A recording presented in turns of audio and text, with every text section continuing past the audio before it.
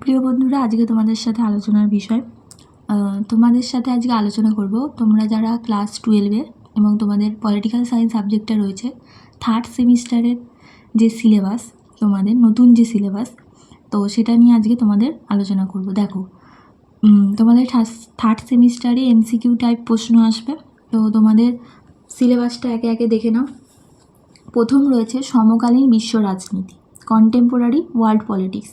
তো এখান থেকেই ফার্স্ট ইউনিট দ্বিতীয় বিশ্বযুদ্ধের পর্বে আন্তর্জাতিক সম্পর্ক, এই অধ্যায় থেকে তোমাদের 8টা ছোট প্রশ্ন আসবে। দেখো, এই অধ্যায় থেকে তোমাদের পড়ে নিতে হচ্ছে যুদ্ধের সময়কাল, ঠান্ডা যুদ্ধের যুগ, দ্বিমেরুতার সমাপ্তি, জোর নিরপেক্ষ আন্দোলন। এই অধ্যায় থেকে এগুলোই তোমাদের পড়ে নিতে হচ্ছে যে ঠান্ডা যুদ্ধ কীভাবে শুরু হয়েছিল, কখন হয়েছিল, ঠান্ডা যুদ্ধটা কী, দ্বিমেরুতা এবং দ্বিমেরুতার সমাপ্তি, আর জোর নিরপেক্ষ আন্দোলন।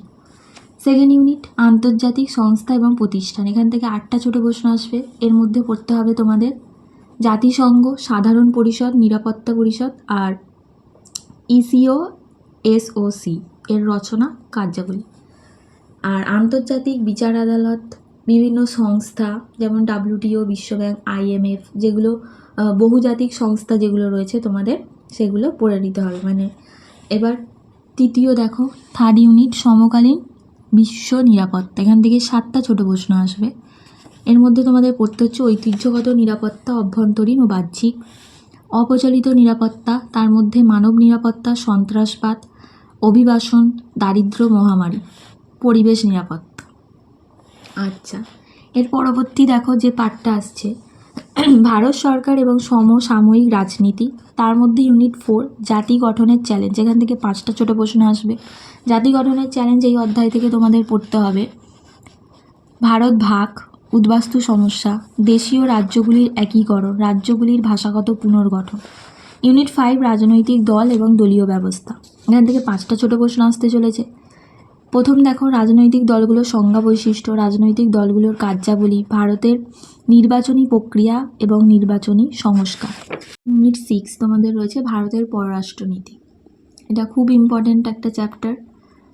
এখান থেকে 7টা ছোট প্রশ্ন আসবে। দেখো, ভারত এবং তার প্রতিবেশী দেশসমূহ যেগুলো আছে শ্রীলঙ্কা, পাকিস্তান, বাংলাদেশ, নেপাল, ভুটান, মালদ্বীপ, এদের সাথে ভারতের রিলেশনটা কেমন সেটা তোমাদের পড়ে নিতে হবে এই অধ্যায়। প্রধান শক্তি যুক্তরাষ্ট্র, রাশিয়া, চীন, এই 3টে টপিক তোমাদের পড়তে হবে। এরা হচ্ছে বিশ্বের মহাশক্তিধর রাষ্ট্র, তোমরা যারা পড়ছো তারা বুঝতে পারবে সেটা। আর ভারতের পারমাণবিক নীতি, পোখরান 1, পোখরান 2, PTBT, CTBT আর NPT, ঠিক আছে? এটাই হচ্ছে তোমাদের টোটাল সিলেবাস থার্ড সেমিস্টার।